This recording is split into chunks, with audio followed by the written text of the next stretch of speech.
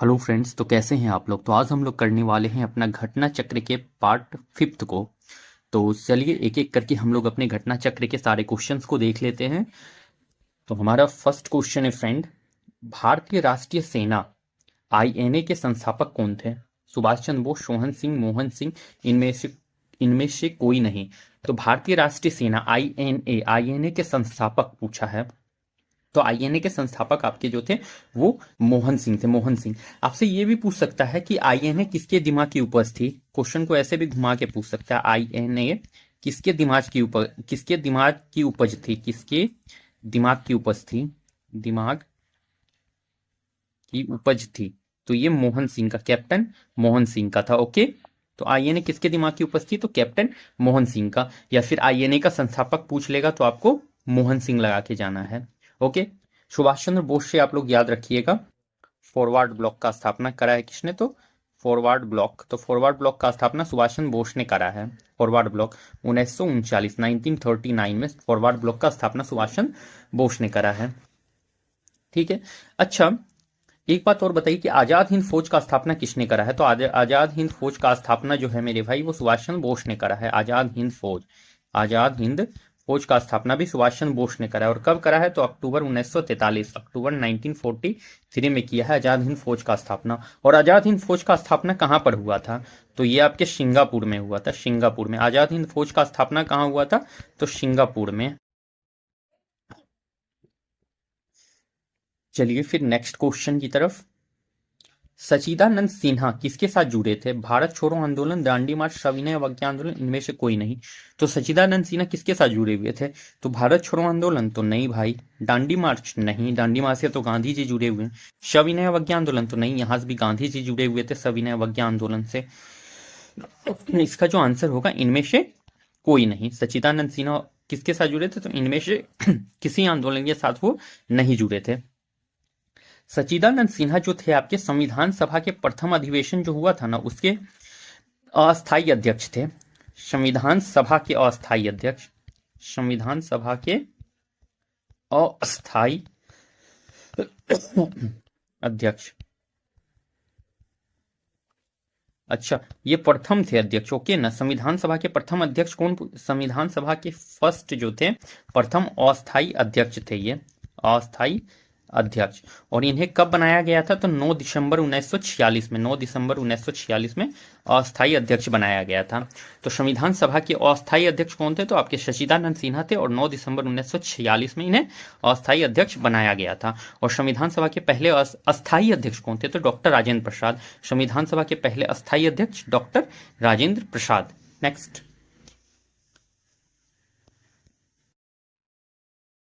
देखिए, ये क्वेश्चन आपके ना बीपीएससी के टीचर एग्जाम में पूछा गया है ये वाला।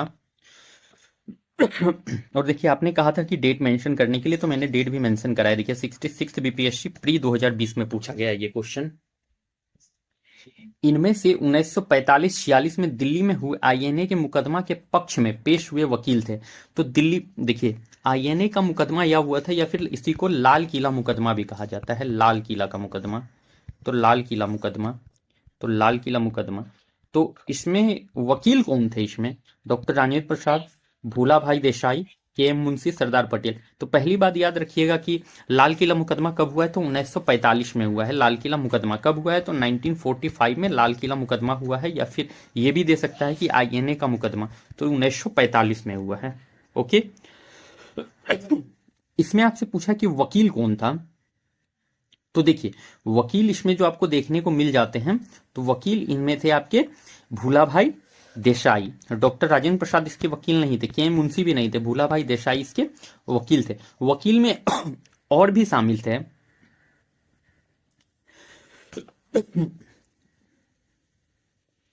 वकील में जो थे और भी लोग शामिल थे, जैसे कि आपके कैलाशनाथ काटजू, कैलाशनाथ काटजू, कैलाशनाथ काटजू, तेज बहादुर सप्रू, तेज बहादुर सप्रू सप्रू और जवाहरलाल नेहरू, जवाहरलाल नेहरू। बट ये लोग वकील थे। बट इन वकील का जो एक अध्यक्ष होता है ना, तो वकील का अध्यक्षता जो करे थे वो भूला भाई देसाई ने अध्यक्षता करा था। तो मेन वकील जो उसमें थे आपके भूलाभाई देसाई थे। नेक्स्ट, कौन सी घटना सबसे पहले हुई? ये भी आपके बीपीएससी के टीचर एग्जाम में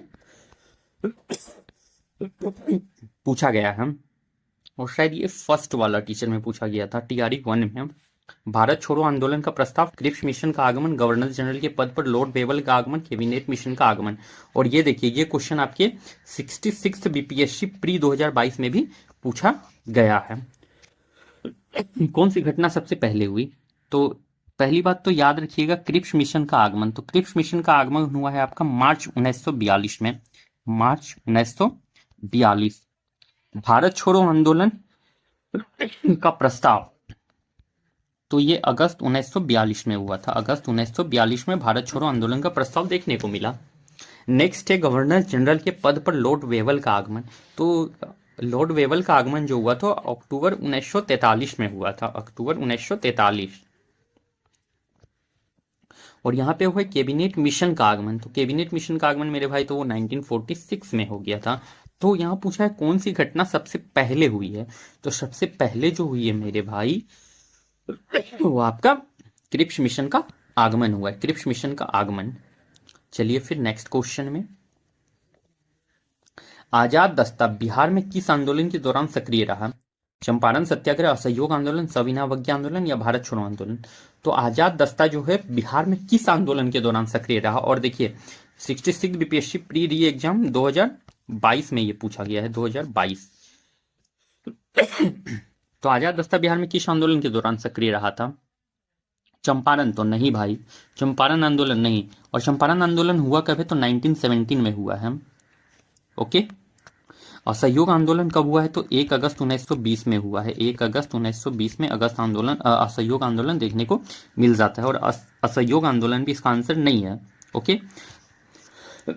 भारत छोड़ो आंदोलन तो अगस्त 1942 में आपको इसका प्रस्ताव देखने को, अगस्त 1942 में इसका प्रस्ताव देखने को मिला था। सविनय अवज्ञा आंदोलन है क्या?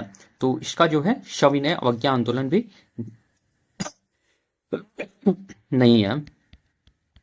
अच्छा, आजाद दस्ता, तो आजाद दस्ता जो मेरे भाई ये आपके भारत छोड़ो आंदोलन के दौरान ही सक्रिय देखने को मिला था। भारत छोड़ो आंदोलन जो कि अगस्त 1942 में हुआ है। तो अगस्त 1942 में आजाद दस्ता सक्रिय देखने को मिल गया था। चलिए फिर नेक्स्ट, जयप्रकाश नारायण को राष्ट्रीय स्तर के नेता की पहचान किस संदर्भ में मिली? भारत छोड़ो आंदोलन, कांग्रेस समाजवादी दल की स्थापना, भूदान आंदोलन। उनको कांग्रेस कार्यकारिणी समिति का सदस्य बनाया। ये देखिए आपके प्री 1996 के एक क्वेश्चन में आया हुआ है बीपीएससी में। तो देखिए जयप्रकाश नारायण को राष्ट्रीय स्तर के नेता का पहचान जो मिला था वो भारत छोड़ो आंदोलन में मिला था, भारत छोड़ो आंदोलन के दौरान मिला था। ओके। नेक्स्ट, प्रतिभा पाटिल का भारतीय गणतंत्र के राष्ट्रपति के क्रम में क्या है? अच्छा, ये क्वेश्चन आपका कब आया है?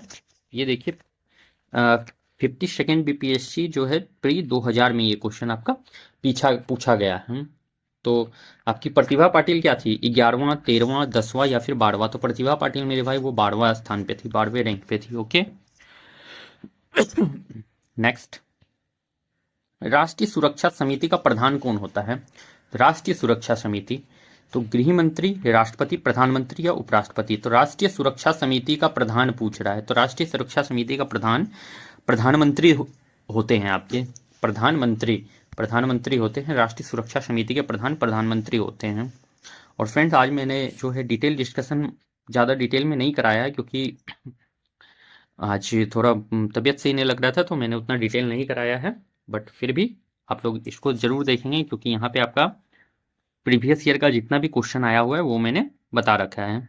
तो चलिए फिर नेक्स्ट क्वेश्चन में, उच्च न्यायालय में न्यायाधीशों की संख्या निर्धारित करने का अधिकार निम्नलिखित में से किसके पास है?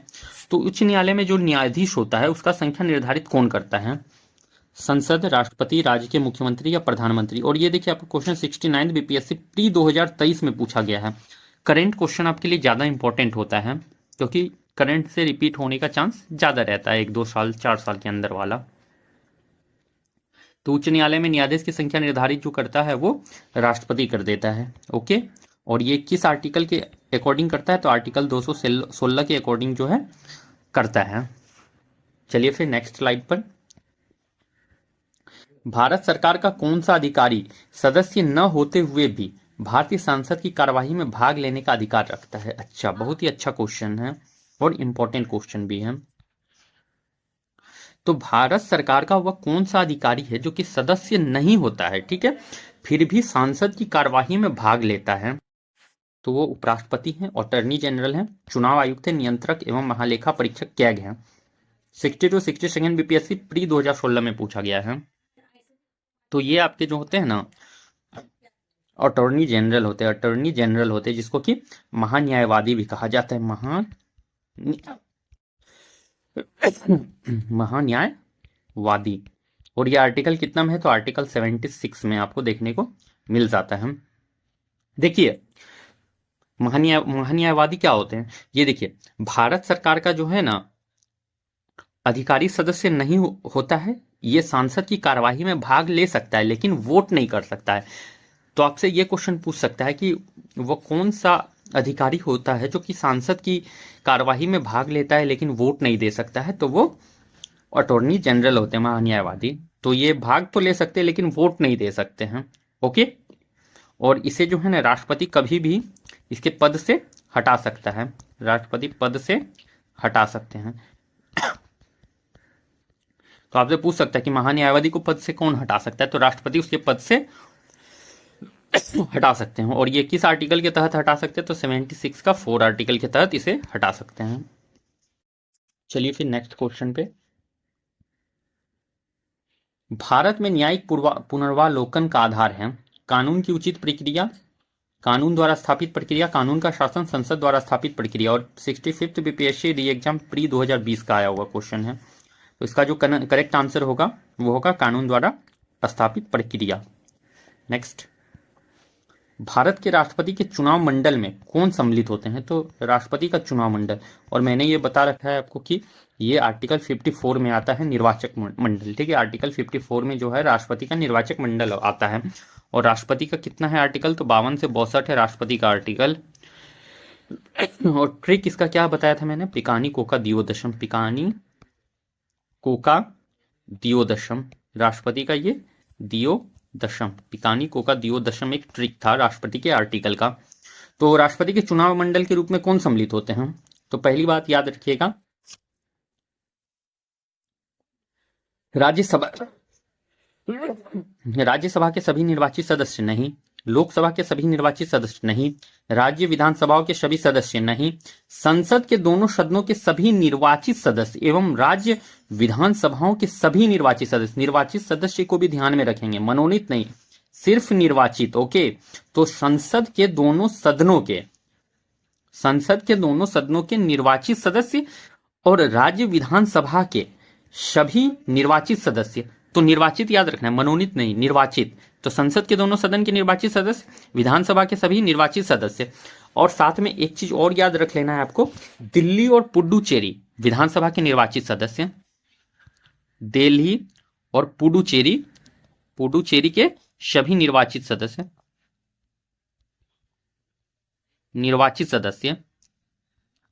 मनोनीत नहीं है, निर्वाचित सदस्य सिर्फ, ठीक है। तो दिल्ली और पुडुचेरी के सभी निर्वाचित मेंबर जो होते हैं वो भी राष्ट्रपति के चुनाव निर्वाचक मंडल में भाग लेते हैं। तो 3 बात आपको याद रखना है, संसद के दोनों सदन के निर्वाचित सदस्य, निर्वाचित सिर्फ, राज्य विधानसभा के सभी निर्वाचित सदस्य और दिल्ली और पुडुचेरी के सभी निर्वाचित सदस्य। इस 3 बात को आप लोग याद रखेंगे, आपके यही तीनों जो आते हैं निर्वाचक मंडल में आते हैं राष्ट्रपति के। Okay, move to the next slide. Greenland निम्न देशों में से किस देश का भाग है? Denmark, Finland, Canada, United Kingdom. तो मेरे भाई ये तो आप लोग बता सकते हैं, ग्रीनलैंड किसका भाग है? तो ये आपके डेनमार्क का भाग है, डेनमार्क। और ये देखिए बीपीएससी के प्री 2020 में पूछा गया है, करेंट क्वेश्चन इंपॉर्टेंट हो जाता है।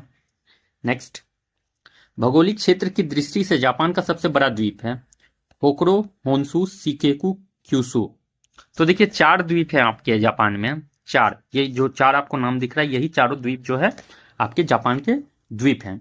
ओके, और सबसे बड़ा द्वीप जो आ जाता है आपका होन्शु द्वीप आता है। होन्शु द्वीप जो है सबसे बड़ा द्वीप है। और आपका जो जापान जो है, जापान उसकी जो राजधानी क्या है? तो जापान की राजधानी क्या है? राजधानी टोक्यो।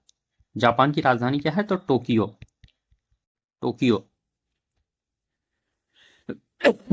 और टोक्यो किस द्वीप में स्थित है? तो होन्शु द्वीप में स्थित है। आपसे पूछ सकता है कि टोक्यो किस द्वीप में स्थित है? तो होन्शु द्वीप में स्थित है। चलिए फिर नेक्स्ट क्वेश्चन में, महाद्वीप बहाव का सिद्धांत किसके द्वारा विकसित किया गया था? J Wilson, A Wegener, du Toit, H Hess. ये दिया था आपके 67 बीपीएससी प्री 2020 में। तो महाद्वीप बहाव का सिद्धांत किसने दिया है? तो आपके ए वेगनर ने दिया है महाद्वीप बहाव का सिद्धांत। नेक्स्ट, अवसादी सेलों के लिए निम्नलिखित में से कौन सा कथन सत्य है? अवसादी सेल के लिए कथन सत्य पूछा है। ये वो सेलें हैं जिनकी संरचना ताप तथा दाब पर निर्भर करती है। ठीक। दूसरा है, ये सेलें क्रिस्टलीय हैं। ये सेलें स्तरों में निक्षेपित है। ये सेलें जल में नहीं निर्मित हो सकती है। इसमें पूछा है आपका कि सत्य पूछा है, कथन कौन सा स्टेटमेंट इसमें करेक्ट है? तो करेक्ट स्टेटमेंट इसमें जो है मेरे भाई, पहला है ये वो सेलें हैं जिनकी संरचना ताप तथा दाब पर निर्भर करती है। तो नहीं भाई, ये तो बिल्कुल नहीं होने वाला है, ताप और दाब पर निर्भर नहीं करता है। ओके, ये सेलें क्रिस्टलीय है, तो क्रिस्टलीय तो नहीं होने वाला है। ये सेलें स्तरों में निक्षेपित है, हाँ तो ये बिल्कुल सही बात है, क्योंकि देखिए अवसाद जो है ना, अवसादी सेल में जो होता है, सेडिमेंट्री रॉक्स में जो होता है आपका, जो अवसाद होता है वो एक जगह जो है जमा होता है, तब जाकर के आपका सेडिमेंट्री रॉक का निर्माण होता है। तो ये बिल्कुल सही हो जाएगा, ये सेलें स्तरों में निक्षेपित है, ये स्टेटमेंट बिल्कुल करेक्ट है। ये सेलें जल में नहीं निर्मित हो सकती है, बिल्कुल गलत बात है ये। तो आपका जो करेक्ट आंसर देखने को मिलेगा ऑप्शन नंबर सी बस आता है। ओके, नेक्स्ट, निम्नलिखित में से कौन सी नदियां हैं? नदियां कौन सी है? देखो क्या क्वेश्चन पूछा है, और ये आपका क्वेश्चन कब पूछा है? बीपीएससी के सीडीपीओ के एग्जाम में प्री 2022 में पूछा गया है। कौन सी नदियां हैं? विक्टोरिया एवं चाड, मर्रे एवं डार्लिंग, स्वेज एवं पनामा, इरी एवं यूरन। तो मुर्रे एवं डार्लिंग जो है आपके, ये नदियां हैं। ओके, और ये ऑस्ट्रेलिया महाद्वीप की सबसे प्रमुख नदी है। ऑस्ट्रेलिया कॉन्टिनेंट की नदियां हैं। आपसे ये भी पूछ सकता है ना कि मुर्रे और डार्लिंग कहाँ की नदियां हैं? तो ऑस्ट्रेलिया कॉन्टिनेंट की नदियां हैं ये। नेक्स्ट, हैदराबाद शहर निम्नलिखित देशों में से किसमें स्थित है? Hyderabad, Afghanistan, Bharat, Pakistan, Turkmenistan. BPSC CDPO 2022। Hyderabad जो है मेरे भाई वो पाकिस्तान में आपका सिचुएटेड है, हैदराबाद। और हैदराबाद किसकी राजधानी है? तो तेलंगाना की राजधानी है हैदराबाद, तेलंगाना। ओके, तेलंगाना राज्य की राजधानी क्या है? तो हैदराबाद। चलिए फिर नेक्स्ट क्वेश्चन में, एक नदी विशेष क्षेत्र से अपना जल बहा के लाती है, उस क्षेत्र को क्या कहते हैं? जल ग्रहण क्षेत्र, जल संभर, वृक्षाकार क्षेत्र, अफवाह द्रोणी। ये देखिए आपके बीपीएससी के ऑडिटर एग्जाम में आया 2019 में। तो इसे कहा जाता है आपका जल ग्रहण क्षेत्र। नेक्स्ट, निम्नलिखित में से किस राज्य में कांगेर घाटी राष्ट्रीय उद्यान स्थित है? और ये देखिए ये सब इंपॉर्टेंट है, कांगेर घाटी राष्ट्रीय उद्यान इंपॉर्टेंट है ये सब। कांगेर घाटी राष्ट्रीय उद्यान अरुणाचल प्रदेश, छत्तीसगढ़, गुजरात, असम। कांगेर घाटी राष्ट्रीय उद्यान आपका छत्तीसगढ़ में देखने को मिलता है, और इसका कांगेर घाटी का नाम ना कांगेर नदी पर लिया गया है, कांगेर नदी पर बेस्ड है। कांगेर नदी पर क्या है? तो बेस्ड है, कांगेर घाटी का नाम कांगेर नदी पर बेस्ड है। और देखिए कांगेर घाटी को जो है ना राष्ट्रीय उद्यान का दर्जा 1982 में दिया गया है। राष्ट्रीय उद्यान का दर्जा कब मिला है? 1982 में। आपसे पूछ सकता है कि कांगेर घाटी को राष्ट्रीय उद्यान का दर्जा कब मिला? तो 1982 में। 1982 में राष्ट्रीय उद्यान का दर्जा मिला है कांगेर घाटी को। नेक्स्ट, निम्नलिखित देशों में से किसमें कोयले का सबसे बड़ा संचित भंडार है? संयुक्त राज्य अमेरिका, चीन, दक्षिण अफ्रीका, भारत। और ये देखिए आपके बीपीएससी सीडीपीओ एग्जाम में प्री में पूछा है 2022 में, तो कोयला का सबसे बड़ा संचित भंडार है। तो देखिए कोयला का सबसे बड़ा संचित भंडार जो है ये देखिए 2020 तक के अकॉर्डिंग, तो 2020 के लास्ट तक के अकॉर्डिंग जो है ना, तो ये आपका अमेरिका था, आपका अमेरिका। और जब 2022 में ये क्वेश्चन पूछा गया है तो अमेरिका ही माना गया है। तो बीपीएससी का आंसर को हम लोग काट के नहीं चल सकते, तो हम लोग को भी संयुक्त राज्य अमेरिका यूएसए ही मान के चलना है। ओके, तो संयुक्त राज्य अमेरिका आंसर देखने को मिल जाएगा। नेक्स्ट, निम्नलिखित देशों में से कौन इलेक्ट्रॉनिक्स का सबसे बड़ा उत्पादक है? तो इलेक्ट्रॉनिक्स का सबसे बड़ा उत्पादक जापान, दक्षिण कोरिया, चीन, जर्मनी। ये देखिए आपके बीपीएससी सीडीपीओ प्री 2022 में, ये भी 2022 में क्वेश्चन पूछा गया है। तो इलेक्ट्रॉनिक्स का सबसे बड़ा उत्पादक कौन है, बता दो। तो ये चीन है मेरे भाई, इलेक्ट्रॉनिक्स का सबसे बड़ा उत्पादक चीन है, चीन। ओके, नेक्स्ट, विश्व की सर्वाधिक लंबी पर्वत श्रृंखला। कल भी इस क्वेश्चन को मैंने डील करा था, और ये क्वेश्चन आपके आया है 41 बीपीएससी प्री 1990, ये 90 नहीं, ये शायद 96 होगा। विश्व की सर्वाधिक लंबी पर्वत श्रृंखला है हिमालय, एंडीज, रॉकीज, आल्प्स। कल भी ये क्वेश्चन मैंने बताया है। सबसे लंबी पर्वत श्रृंखला जो है वो आपकी रॉकीज है, रॉकी नहीं, यहाँ पे क्या पूछा, विश्व की सर्वाधिक लंबी पर्वत, तो ये एंडीज हो जाएगा, एंडीज, एंडीज। ओके, विश्व की सर्वाधिक लंबी पर्वत श्रृंखला क्या होगा, तो एंडीज हो जाएगा। और ये कहाँ की है, तो ये दक्षिण अमेरिका में पाया जाता है, दक्षिण अमेरिका में, दक्षिण अमेरिका।